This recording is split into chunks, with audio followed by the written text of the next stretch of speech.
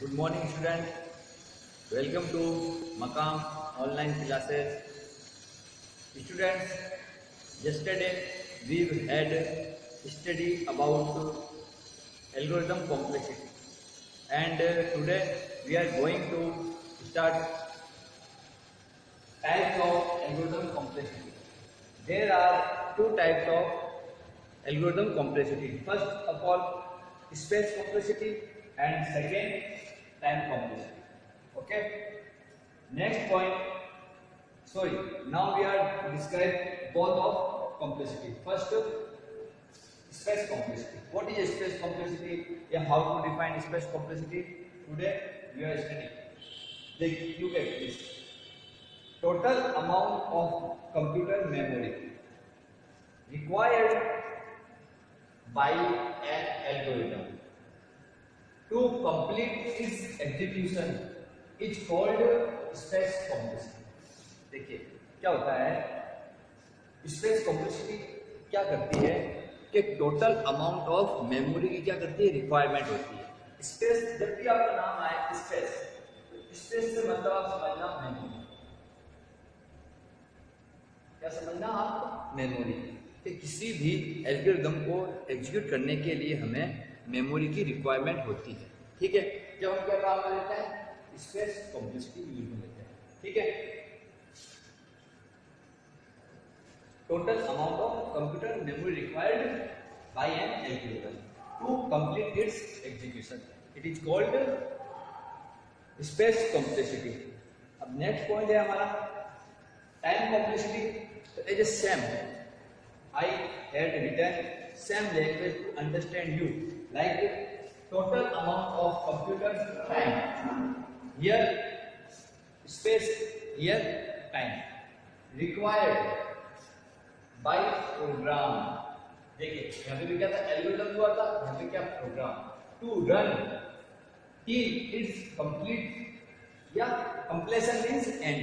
देखिए टाइम कॉम्प्लेक्सिटी में क्या होता है, टाइम कॉम्प्लेक्सिटी के अंदर किसी भी प्रोग्राम को एग्जीक्यूट करने के लिए हमें फिक्स टाइम की रिक्वायरमेंट होती है कि वो टाइम, फिक्स टाइम के अंदर हमारा प्रोग्राम या हमारी एल्गोरिथम एग्जीक्यूट हो जाए। उसके लिए हम किसका यूज करते हैं, टाइम कॉम्प्लेक्सिटी का यूज करते हैं।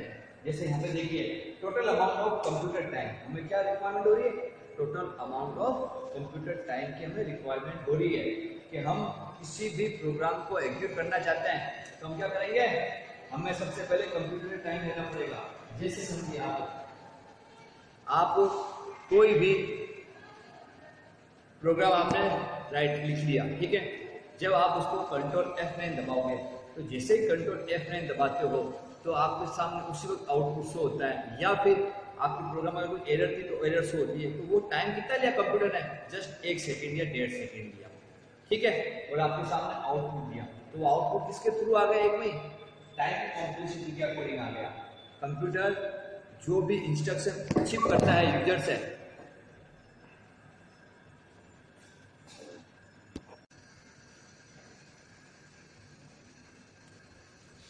कंप्यूटर जो भी इंस्ट्रक्शन अचीव करता है यूजर से, तो यूजर से इंस्ट्रक्शन को अचीव करते ही वो उसके लिए, यूजर के लिए आउटपुट शो करता है, और आउटपुट उसी टाइम वो शो करेगा। उसी को हम क्या बोलते हैं, टाइम कॉम्प्लेक्सिटी। ठीक है, अब आगे देखिए, ये हमारा चैप्टर, फर्स्ट चैप्टर पूरा एंड हो चुका है बेटा। ठीक है, अब हम इसके क्या ले रहे हैं, क्वेश्चन आंसर। क्वेश्चन आंसर क्या है, हमारे शॉर्ट आंसर क्वेश्चन। पहला क्या था, व्हाट इज डाटा स्ट्रक्चर। अब व्हाट आ जाए, या डिस्क्राइब करो, या डिफाइन करो, या एक्सप्लेन करो व्हाट इज डाटा स्ट्रक्चर। तो आपको वही लाइन लिखनी है जो मैं डाटा स्ट्रक्चर की डेफिनेशन में लिखाई थी। डाटा स्ट्रक्चर से लिखा था आपके सामने, डाटा स्ट्रक्चर और पूरी डेफिनेशन लिखी थी। जब भी पूछे ऐसे नाम ही देंगे आपको डाटा स्ट्रक्चर, ठीक है, चाहे व्हाट इज हो, चाहे how to describe data structure, या डिफाइन डाटा स्ट्रक्चर, या डिस्क्राइब डाटा स्ट्रक्चर बोले तो आपको वही लाइन लिखनी है जो मैंने आपको लिखाया हुआ है। ठीक है, आगे देखिए सेकंड क्वेश्चन क्या है, what are the two uses for the efficiency of algorithm. मतलब एल्गोरिथम की एफिशिएंसी कौन सी है, कौन सी दो चीजों पे डिपेंड करती है एल्गोरिथम की एफिशिएंसी। तो देखिए एल्गोरिथम की एफिशिएंसी दो चीज पे डिपेंड करती है। पहली है टाइम कॉम्प्लेक्सिटी और सेकंड है स्पेस कॉम्प्लेक्सिटी। ये देखिए, there are two uses for the question पढ़ता हूं, आंसर ठीक है। What are the two uses for the efficiency of an algorithm? ये आंसर क्या था इसका? जरूरी नहीं कि आप इतना लिखो, पूरा लिखो, जरूरी नहीं है, ठीक है। आपसे इसका एफिशिएंसी टू टाइप्स की होती है, कितने टाइप्स की होती है? टू टाइप्स की कॉम्प्लेक्सिटी। पहला है टाइम कॉम्प्लेक्सिटी और सेकंड है स्पेस कॉम्प्लेक्सिटी, आपको इतना ही बताना है। अब देखिए थर्ड क्वेश्चन क्या है, why time complexity, time complexity is important for the algorithm, मतलब टाइम कॉम्प्लेक्सिटी एल्गोरिथम के लिए इंपॉर्टेंट क्यों है, ये हमें बताना है। तो देखिए, टाइम complexity is important for the solve the algorithm problem. Main चीज क्या है, इंपॉर्टेंट फॉर इसके लिए solve the algorithm problem with in given time. देखिए टाइम कॉम्प्लेक्सिटी इंपॉर्टेंट क्यों है कि हमारा जो भी प्रोग्राम की प्रॉब्लम को हम सोल्व करते हैं तो वो विद इन टाइम के अंदर ही क्या होना चाहिए, सोल्व होना चाहिए। मतलब हमने कोई प्रोग्राम बनाया तो उस प्रोग्राम का रिजल्ट हमारे सामने 5 मिनट में, 2 मिनट में, 3 मिनट में हम क्या करेंगे, फिक्स करेंगे कि जैसे ही मैंने वो सॉफ्टवेयर पे क्लिक करा तो वो सॉफ्टवेयर की ब्राउजिंग हो रही है या वो ओपन हो रहा है, हमारे सामने डिस्प्ले हो रहा है कंप्यूटर की स्क्रीन के ऊपर, तो कितना टाइम ले रहा है। उस टाइम की प्रॉब्लम को सोल्व करने के लिए हम किसका उपयोग लेते हैं, टाइम कॉम्प्लेक्सिटी का। और टाइम कॉम्प्लेक्सिटी क्या कर देती है, इस प्रॉब्लम को सोल्व कर देती है। मतलब एक निश्चित या फिक्स टाइम के अंदर ही यूजर को आउटपुट शो करती है। जैसे देखिए, solve the algorithm problem with in a given time. Given time दिया जाता है, गिवन टाइम मतलब एक टाइम फिक्स कर दिया है कि 5 मिनट के अंदर ये प्रॉब्लम सोल्व होनी चाहिए तो 5 मिनट में ही होगी। 5 मिनट और अगर 1 सेकेंड या 2 सेकेंड या 5 सेकेंड पर पहुंच जाती है तो एल्गोरिथम क्या हो जाती है, फेल हो जाती है। ठीक है, तो याद रखिए हमेशा एल्गोरिथम क्या करती है, हमेशा टाइम एल्गोरिथम कॉम्प्लेक्सिटी यूज करती है सोल्व करने के लिए एल्गोरिथम की प्रॉब्लम, और विद इन अ टाइम, किसी भी निश्चित समय के अंदर एल्गोरिथम की प्रॉब्लम को सोल्व करने के लिए हम टाइम कॉम्प्लेक्सिटी का यूज लेते हैं। अब इसका लास्ट क्वेश्चन है, सोल्व आंसर के अंदर give the examples of linear data structure. अब लीनियर डाटा स्ट्रक्चर के एग्जांपल क्या थे, हमने डायग्राम में भी लिखा था, उसके टाइप्स भी है, ये नाम ये टाइप है, चाहे हम इसे एग्जांपल में बोले चाहे इसके टाइप्स के नाम बोले, वो तो भी लिखेंगे स्टेट, क्यू और लीनियर। ठीक है,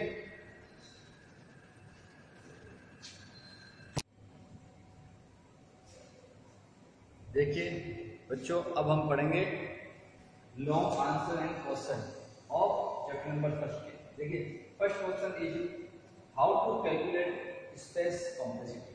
अब देखिए हम कैसे स्पेस कॉम्प्लेक्सिटी को कैलकुलेट करते हैं, तो इसके लिए प्रोग्राम भी होते हैं और एल्गोरिथम भी होते हैं।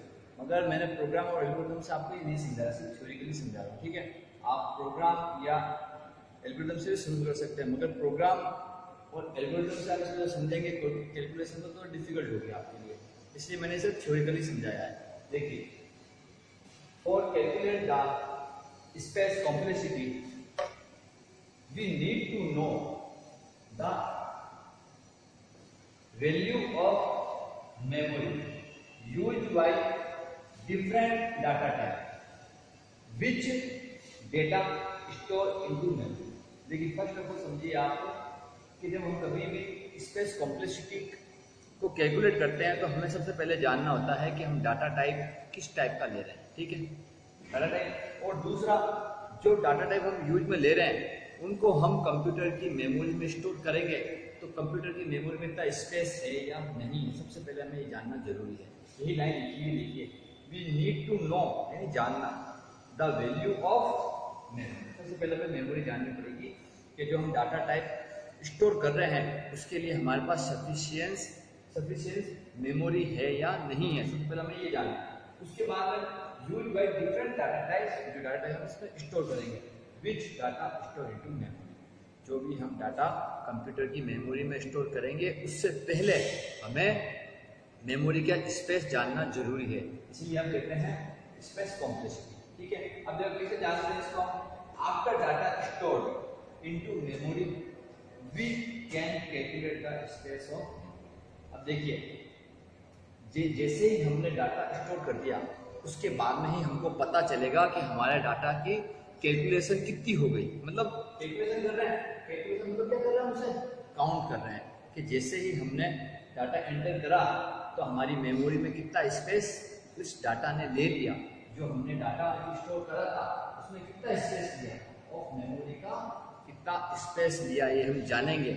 जैसे आप सोचिए भाई कि किसी कैलकुलेट करना है मेमोरी कॉम्प्लेक्सिटी को, तो हम कैसे जानेंगे कि देखिए हम कभी भी हमारे मोबाइल की मेमोरी है या लैपटॉप की मेमोरी है, ठीक है, तो हम क्या करेंगे, जैसे कोई एप्लीकेशन डाउनलोड करते हैं, जैसे हमने कोई एप्लीकेशन डाउनलोड करी तो बताता है 200 MB, 300 MB, 400 MB, 500 MB, तो इतना स्पेस 400 MB, 500 MB जो स्पेस है, ये मेमोरी का स्पेस है, वो हमारे कंप्यूटर या लैपटॉप में होना जरूरी है, जब भी तो वो चीज़ हमारी डाटा हमारा स्टोर होगा।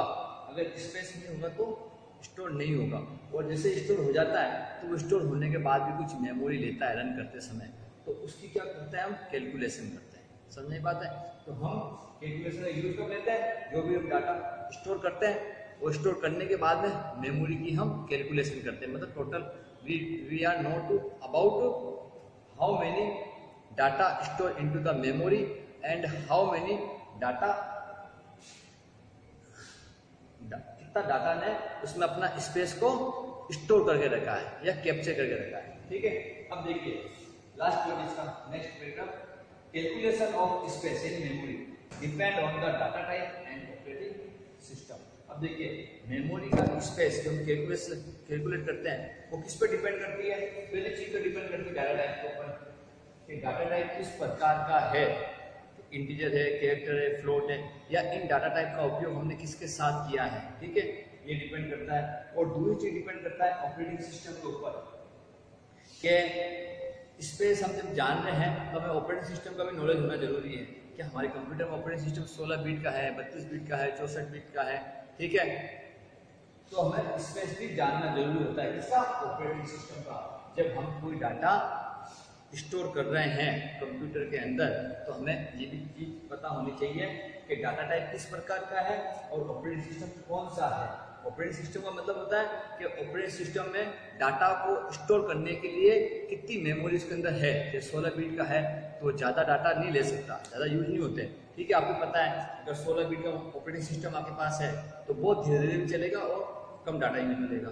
अगर आप 32 बिट का ऑपरेटिंग सिस्टम है यानी हमारा कंप्यूटर है तो वो थोड़ा स्लो काम करेगा, मतलब 16 बिट से मतलब फास्ट काम करेगा। और अगर 64 बिट का ऑपरेटिंग सिस्टम है यानी कंप्यूटर के अंदर तो वो डाटा को ज़्यादा डाटा भी लेगा और वर्क भी थोड़ा फास्ट करेगा।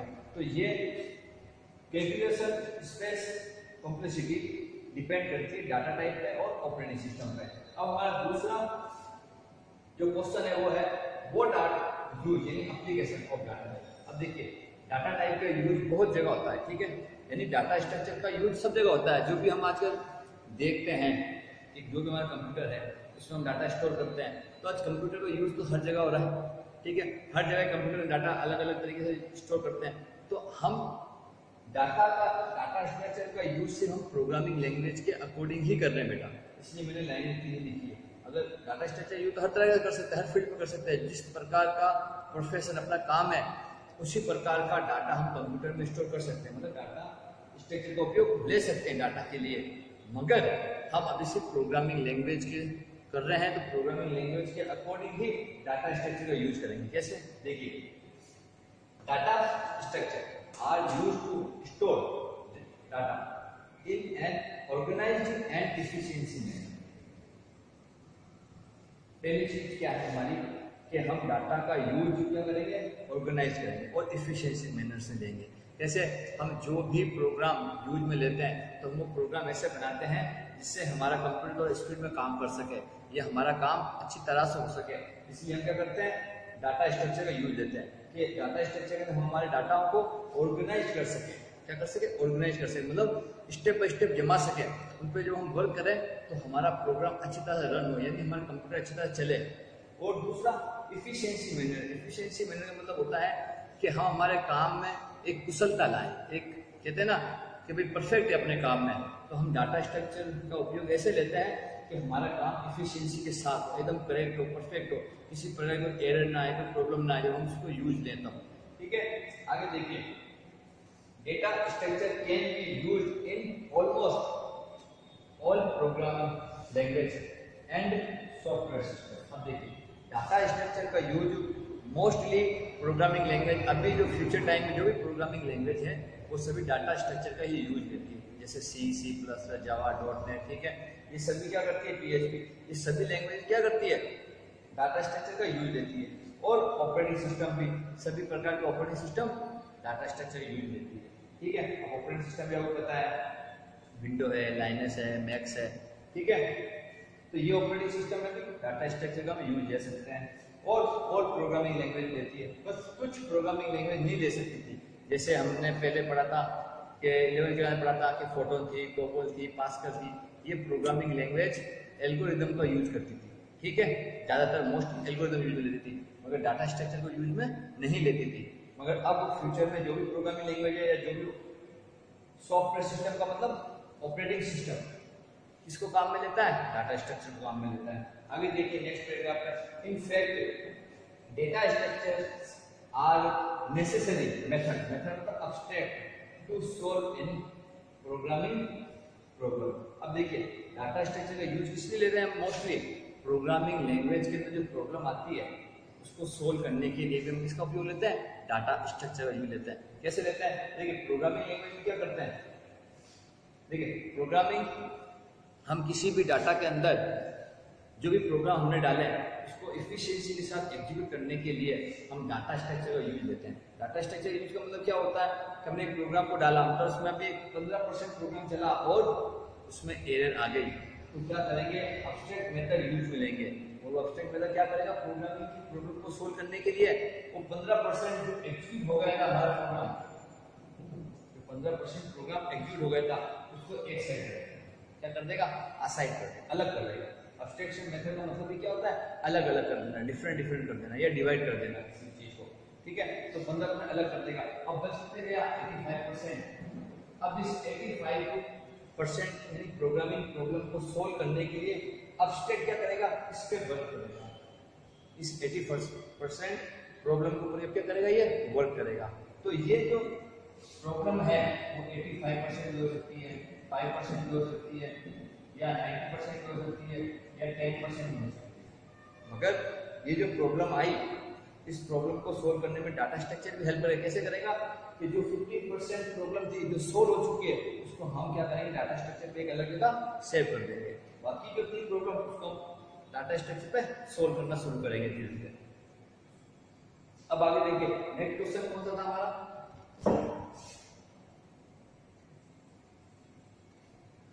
नेक्स्ट क्वेश्चन था हमारा, what is the compound data structure and explain all topics. अब याद रखिए मैंने आपको कंपाउंड डाटा स्ट्रक्चर की डेफिनेशन पूरी लिखा दी है, ठीक है, बिफोर वीडियो के अंदर मैंने आपको डाटा स्ट्रक्चर की पूरी डेफिनेशन लिखा दी है।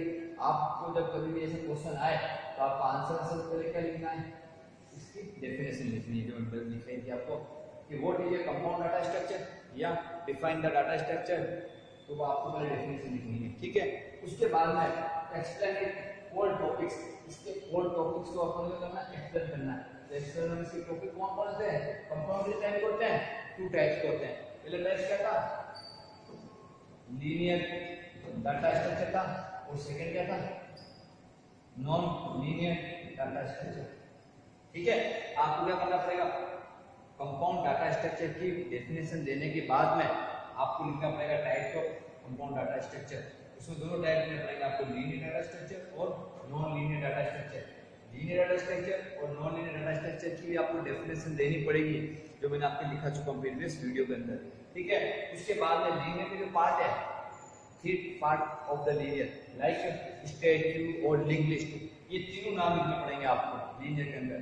और नॉन लीनियर डाटा स्ट्रक्चर में 2 पार्ट है, ग्राफ और ट्री, तो आपको दोनों पार्ट के नाम भी लिखने पड़ेंगे। तो मतलब 4 नंबर में 3 नंबर जैसे आता है तो आपको पूरा एक्सप्लेन करना पड़ेगा कंपाउंड डाटा स्ट्रक्चर। ऐसा नहीं है कि आप सिर्फ और सिर्फ कंपाउंड डाटा स्ट्रक्चर डेफिनेशन लिख के छोड़ दो, इसमें सिर्फ 1 नंबर मिलेगा। आपको उसके टाइप करने पड़ेंगे दोनों, और ये दोनों टाइप को क्या करना पड़ेगा, एक्सप्लेन करना पड़ेगा, ठीक है बच्चों। ये हमारा चैप्टर नंबर 1 पूरा कंप्लीट हुआ। अब हम कल सेकंड चैप्टर करेंगे एरे।